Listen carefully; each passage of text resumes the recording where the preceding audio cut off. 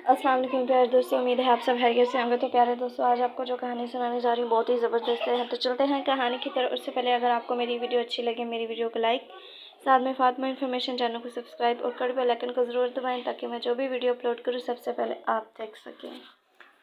बहुत पुरानी बात है कि मुल्क यमन पर एक बादशाह हुकूमत करता था। बादशाह रहमदिल और इंसाफ पसंद था।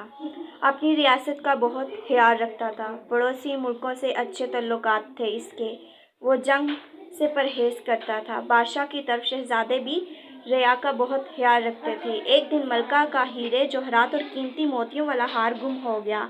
महल के दरवाजे पर बहुत शोर मच गया।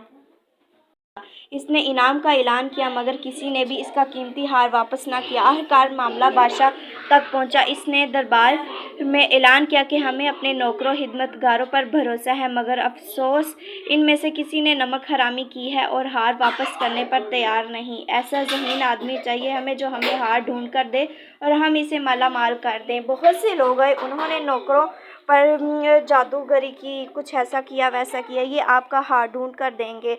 अबू ज़र ने कहा, मगर कैसे? बादशाह ने हैरानगी से पूछा। वो ऐसे बादशाह सलामत, सब नौकरों को बुलाया जाए। सब नौकर हादम में बारी बारी इसकी धूम को हाथ लगाएंगे, यानी कि गधे की धूम को हाथ लगाएंगे। बादशाह हैरानगी से पूछने लगा, इसका क्या राज है? वो ऐसे बादशाह सलामत, सब नौकर जब बारी बारी आएंगे इसकी धूम को हाथ लगाएंगे। जो ही हार चुराने वाला हाथ लगाएगा ये ढिंचू ढिंचू करने लगेगा। सारे दरबारी हैरान हो गए। उन्होंने कहा, हमें हार से गर्ज है। अबू ज़र ने 2 हीमे लगाने का कहा। एक हीमे में गधा बांध दिया और दूसरे में बादशाह के साथ बैठ गया। अब सब नौकरों और हादमों को हुक्म दिया कि वो गधे को ले आए, कि वो गधे को हाथ लगाने के बाद इस हीमे से होते हुए बाहर को जाएं। सब बारी बारी गधे वाले हीमे से होते हुए गधे की दुम को हाथ लगाते दूसरे हीमे में दाखिल होते गए।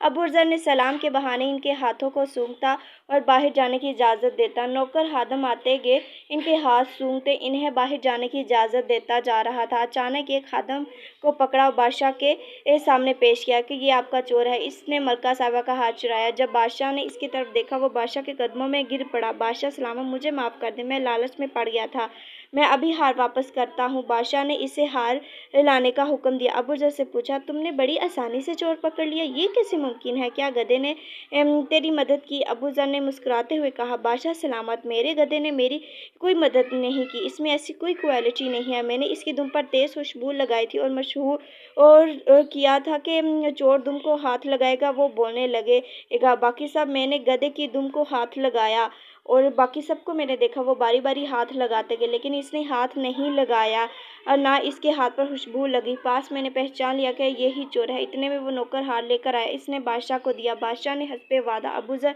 को ढेरों इनाम दिया। प्यारे दोस्तों, अगर आपको ये वीडियो अच्छी लगी हो तो इसे अपने प्यारे दोस्तों के साथ ज़रूर शेयर कीजिएगा। अब तक के लिए इजाज़त, मिलते हैं बहुत ज़बरदस्त स्टोरी के साथ। अल्लाह हाफ़िज़।